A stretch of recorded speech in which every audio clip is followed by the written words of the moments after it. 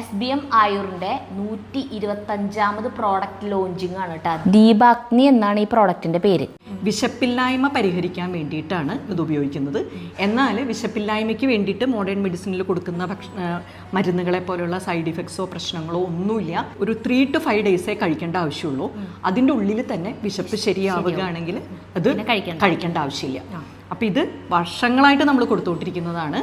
അത് ലേഹ്യ രൂപത്തിലായിരുന്നു, സിറപ്പാക്കി ലേഹ്യമായിരുന്നു ഇത്. ഗുരുനാഥന്മാരുടെ എല്ലാവർക്കും കഴിക്കാം, കുഞ്ഞുങ്ങൾക്കൊക്കെ വളരെ എളുപ്പമാണ്. ഒരു ടീസ്പൂൺ എടുത്ത് ഭക്ഷണത്തിന് മുമ്പ് 15 മിനിറ്റ് മുമ്പാണ് കൊടുക്കേണ്ടത്. അത് കൊടുത്തു കഴിഞ്ഞാൽ ഒരു 2 പ്രാവശ്യം കൊടുക്കുമ്പോഴേക്ക് തന്നെ അതിന്റെ ഒരു റിസൾട്ട് വരും.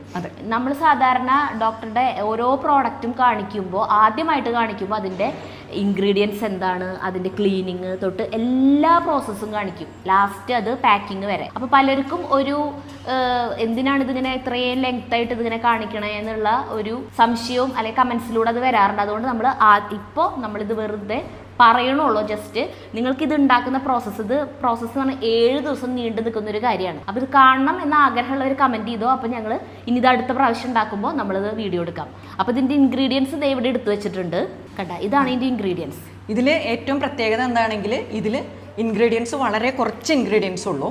തിപ്പലിയാണ് ഇത്. ഇതിൻ്റെ അരി മാത്രമാണ് ഇതിൽ വേണ്ടി ഉപയോഗിക്കുക. ഇത് കുരുമുളകാണ്. കുരുമുളക് വെള്ളത്തിലിട്ട് കുതിർത്തിയിട്ട് ഇതിൻ്റെ തൊലി കളഞ്ഞതിന് ശേഷം മാത്രമേ ഇതിൽ ഉപയോഗിക്കുകയുള്ളൂ. ഇത് അയമോദകമാണ്, കഴുകി ഉണക്കി വൃത്തിയാക്കിയത്. മാതളനാരകം തൊലി കളഞ്ഞ് അതിൻ്റെ ഉള്ളിലത്തെ ഇതെടുത്ത് വിത്തില്ലാതെ നീര് മാത്രമാണ് എടുക്കേണ്ടത്. അതുപോലെ തന്നെ ചെറുനാരങ്ങ പിഴിഞ്ഞ് അതിൻ്റെ നീര് മാത്രമാണ് എടുക്കേണ്ടത്. ഇഞ്ചി തൊലി കളഞ്ഞ് ചതച്ച് ഒരു 2-3 മണി നീരെടുത്തിട്ട് 2-3 മണിക്കൂർ വെക്കുമ്പോൾ അത് സെറ്റിൽ ചെയ്യും. അടിയിൽ സെഡിമെന്റ്സ് ഉണ്ടായിരിക്കും. അത് മാറ്റി അതിൻ്റെ തെളിനീര് മാത്രമാണ് ഉപയോഗിക്കുക. പിന്നെ ചുക്ക്, പിന്നെ ഏറ്റവും ശുദ്ധമായിട്ടുള്ള ചെറുതേൻ. ഇത്ര സംഗതികളാണ് ഇതിലുള്ളൂ. പക്ഷെ ഇതിന് ഓരോന്നിനും മെഷീനിൽ ചെയ്യാൻ പറ്റുന്നതല്ല. ഇപ്പൊ ഈ ചെറുനാരങ്ങ പോലും മാനുവലി തന്നെ അതിന്റെ നീരെടുക്കണം. കാരണം അതിന്റെ തൊലി ഭയങ്കരമായിട്ട് ചതയാൻ പാടില്ല, കുരു ചതയാൻ പാടില്ല. ഇൻഗ്രീഡിയൻസ് ഇത്രേ ഉള്ളൂ. പക്ഷെ പ്രോസസ്സിങ് ഭയങ്കര ബുദ്ധിമുട്ടേറിയ ഒരു സംഭവമാണ്. അതുപോലെ തന്നെയാണ് അതിന്റെ ഒരു റിസൾട്ട്. എൻ്റെ ഒരു സിദ്ധ ഗുരുനാഥനാണ് ഇത് പറഞ്ഞു തന്നത്. അദ്ദേഹം വർഷങ്ങളായി പേഷ്യൻസിന് കൊടുത്തുകൊണ്ടിരുന്നതാണ്. തലമുറകളായിട്ട് അവര് കൊടുത്തുകൊണ്ടിരുന്നതാണ്.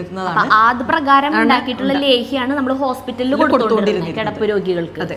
ഇപ്പൊ അതിൽ ചെറുതേൻ കുറച്ചും കൂടി കൂടുതൽ ചേർത്ത് നമ്മളത് സിറപ്പ് രൂപത്തിലാക്കി മാറ്റി. അപ്പൊ ഇത് ആവശ്യമുള്ളവര് ഇവിടെ തന്നിട്ടുള്ള നമ്പറിൽ കോൺടാക്ട് ചെയ്താൽ മതി.